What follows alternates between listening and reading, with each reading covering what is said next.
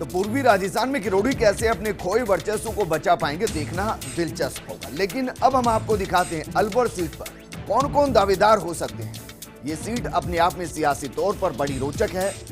जिसको सांसद बनाती है उसको विधायकी का चुनाव हरा देती है, तो किसी की दिल खोलकर सहायता करती है, यानी कि वोट भी देती है। जरा सबसे पहले इस सीट पर देखिए कि इतिहास क्या कहता है, फिर हम आपको दिखाएंगे कौन सी पार्टी की तरफ से कौन कौन यहां पर दावेदार है।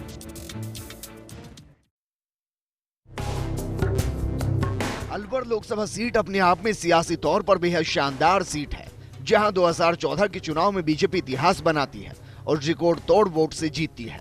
तो सांसद की मौत के बाद उपचुनाव में बीजेपी न सिर्फ मुंह की खाती है, बल्कि विधानसभा चुनाव में भी सरकार गवा बैठती है। लेकिन यहाँ की जनता की वोटों की मार सिर्फ बीजेपी पर ही नहीं पड़ी।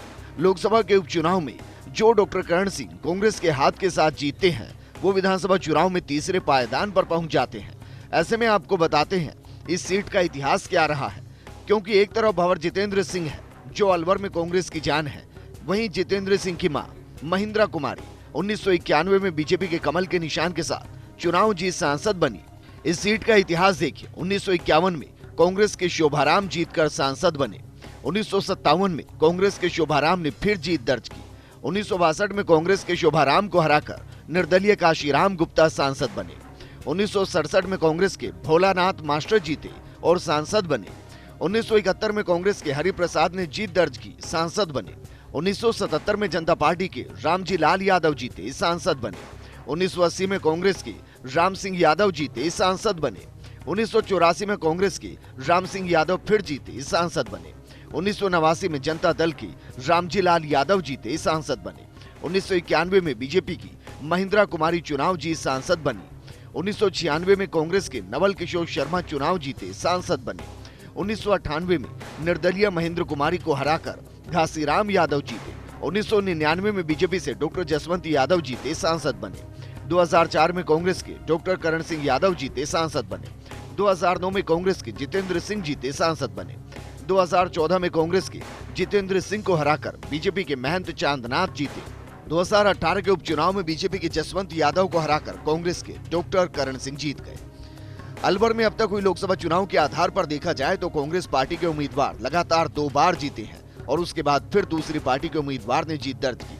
इस दौरान इस सीट पर बीजेपी के बैनर तले महिंद्रा कुमारी ने 1991 में जीत दर्ज की, लेकिन उसके बाद वो निर्दलीय भी लड़ी और कांग्रेस के हाथ के साथ भी, लेकिन जनता का साथ महिंद्रा कुमारी को फिर नहीं मिल पाया। वहीं अलवर सीट के नाम कुछ अनोखे रिकॉर्ड भी हैं। इस सीट पर सबसे ज्यादा मतों से जीतने का रिकॉर्ड बीजेपी के पास है। 2014 में महंत चांदनाथ 2,83,895 वोटों से जीते थे। वहीं सबसे कम मतों के अंतर से जीतने का रिकॉर्ड कांग्रेस के खाते में है। 1996 में नवल किशोर शर्मा से 2,433 मतों से जीते थे। महिंद्रा कुमारी के पार्टी बदलने के बाद वो फिर नहीं जीत सकी। अलवर में भारतीय जनता पार्टी की पहली सांसद कांग्रेस के वर्तमान लीडर जितेंद्र सिंह की मां महिंद्रा कुमारी जीती थी। बीजेपी ने अलवर में कुल 3 बार लोकसभा चुनाव में जीत दर्ज की और कांग्रेस ने 11 बार जीत दर्ज की है, जिनमें 2018 का उपचुनाव भी शामिल है। जनता दल, जनता पार्टी और एक बार निर्दलीय ने भी अलवर लोकसभा पर जीत दर्ज की।